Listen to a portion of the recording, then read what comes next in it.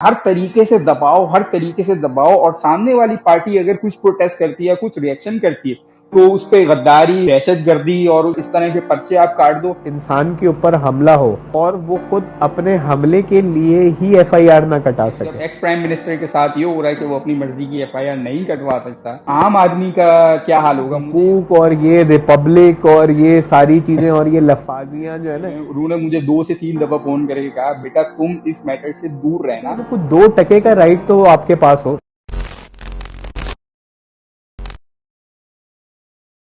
اچھا، سیکنڈلی ان کا کچھ اسٹیک پہ نظر نہیں آتا مجھے. نمبر 1 کہ یہ کہتے ہیں الیکشن ہوں گے تو ہم ہار ہی جائیں گے، تو اس سے اچھا الیکشن نہ ہوں. اور اگر الیکشن نہ ہونے میں افراتفری پھیلتی ہے، پولرائزیشن پھیلتی ہے، سسٹم پورا ڈیریل ہو جاتا ہے، یا ایون کہ ملک بھی اگر ڈیفالٹ ہو جاتا ہے، تو وہ بہتر ہے نسبتاً اس کے کہ پی ٹی آئی گورنمنٹ میں آئے، عمران خان گورنمنٹ میں آئے. کیونکہ پھر 1 سال کا جو انہوں نے سپر این آر او لیا اور جو سارے کیسز اپنے انہوں نے ریزالو کرائے اور واپس کروائے ہیں، وہ سارے دوبارہ کھل جائیں گے، احتساب ہو جائے گا. اتنے سالوں کی جو انہوں نے چوری کر کے، کرپشن کر کے، اتنی محنت سے جو پیسہ اپنا بچا کے رکھا ہے، وہ سارا ان کو واپس دینا پڑے گا. تو اس کے بہتر یہ کہتے ہیں یار عمران خان نہ آئے، ملک ڈیفالٹ بھی ہو جائے، اور اس میں کیا ہوگا، پورے کے پورے خاندان تو باہر ہیں. میاں صاحب کو تو فلائٹ بھی لینے کی ضرورت نہیں، وہ تو وہیں بیٹھے ہیں آلریڈی. وہ تو وہاں سے اپنی بیٹی کو بولیں گے بیٹا آ جاؤ ایک فلائٹ کر کے. اور وہ کیا کہتے ہیں دوسرا آپ کا جو وزیر خزانہ ہے جو $60، وہ بھی ایک فلائٹ کریں گے. وہ پہلے بھی، وہ تو کنوکٹڈ ہونے کے بعد بھی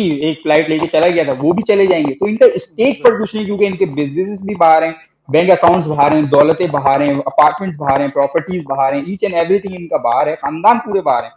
وہ شہباز اسپیڈ سر، وہ چیف منسٹر بننے کے لیے آئے تھے، وہ جب انہوں نے دیکھا چیف منسٹر اب نہیں بن سکتا، وہ واپس چلے گئے.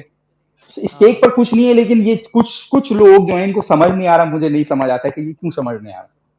دیکھیں، ایک تو وہ جو ہم وہ بات کر رہے تھے نا پہلے کہ ہم نے جرمنی کو ہم نے 12 کروڑ دیے. $12 کروڑ تھے، کیا تھا؟ سر ایسا نہیں میں ہوتا کہتا کہ ہوں تمہیں 100 روپے بھی امداد دیو، لیکن اس وقت ہمارا ہاتھ یوں تھا، بالکل بالکل. اور جرمنی اس جیسے ملک کا ہاتھ یوں تھا. بھائی تو اس وقت بات سب سے بڑی یہ ہے نا کہ جب پاکستان شروع میں بنا اور جو شروع میں چیزیں جس طریقے سے ایوالو ہوئی، تو شروع سے ہی جو ہے نا پریورٹیز جو ہے نا ہماری بڑی مختلف رہی. پریورٹیز جب تک قائد اعظم صاحب تھے تب تک تو کچھ چیزیں صحیح تھیں.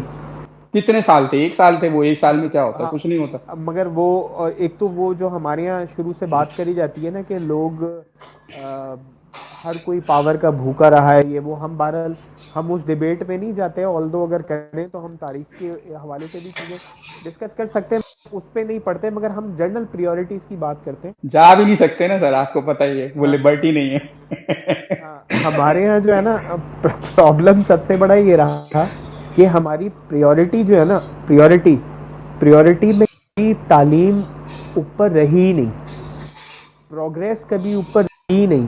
جب آپ نے تعلیم نہیں دینی تو لوگوں میں ظاہر سی بات ہے. دیکھیں کسی بھی ہیومن قوم کے ڈیولپمنٹ. اندر نا، بالکل دیکھیں کسی بھی قوم کے اندر نا، ہم جن ویسٹرن قوموں کی ہم یہ جو اگزامپل دیتے ہیں، یہ بھی بڑے سالوں تک آپس میں لڑتے رہے.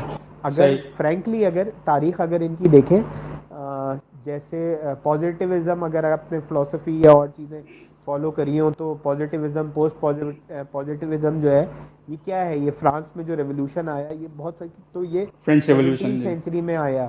پھر صحیح. لوتھرن جو آئی پروٹیسٹزم کرسچینٹی کے اندر ایوالو آیا، وہ 15 سینچری میں آیا، 15ویں صدی میں آیا. اس سے پہلے وہ اپنے آپ کو تصور کرتے تھے کہ ہم ڈارک ایجز میں 18ویں صدی میں وہ ان کو لگا کہ جی ہم جو ہے نا وہ پروگریس کر رہے ہیں. جو بھی دیکھیں ٹائم ان کو بھی لگا ہے، ایسا نہیں چیزیں راتوں رات نہیں ہوئی، مگر انہوں نے نا اپنی ترقی کے لیے یا کچھ چیزوں کے لیے نا ترقی صحیح. کے معاملے میں یا اپنے آپ کو ڈیولپ کرنے کے معاملے میں ہم نے شروع سے ہی اپنے آپ کو ڈیولپ کرنے کے لیے معاملات رکھے ہی. ہم جو ہے نا معذرت کے ساتھ نا ہم ابھی بھی نا مجھے کچھ چیزیں ہمارے بڑے جو موٹیویشنل اسپیکرز جو ہے نا بہت بڑے بڑے ہیں، قابل بھی ہیں اور کچھ وانا بھی قابل بھی ہیں. میں کوئی نہیں ہوتا کسی کو کچھ کہنے والا، مگر ہمارے یہاں تو پرابلم یہ ہے نا کہ جس قوم میں شعور ہی نہیں ہو نا، اس میں اگر کوئی جو ہے نا کسی مرغے کو بھی میں لا کے کھڑا کروں نا، وہ کڑکڑ کڑکڑ کرنا شروع کر دے نا،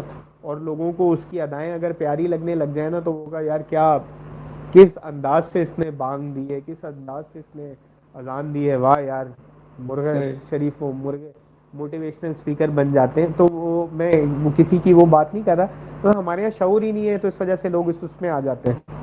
تو ہمارے یہاں جو لوگ تشبیہ بھی دے رہے ہوتے ہیں نا، تو وہ شیر سے دے رہے ہوتے ہیں، ٹائیگر سے دے رہے ہوتے ہیں. بھائی کیوں بھائی، انسان اشرف المخلوقات ہے، آپ انسان کو انسان کی وہ کرو.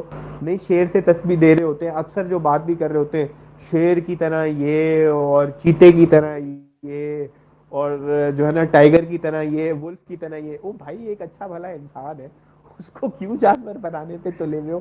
مجھے یہ لوگوں کی تشبیہ دینے والی نا یہ ایگزامپل سمجھ، مطلب یہ چیز نا ڈائجسٹ نہیں ہوتی. تو ایک تو یہ والے معاملات رہے.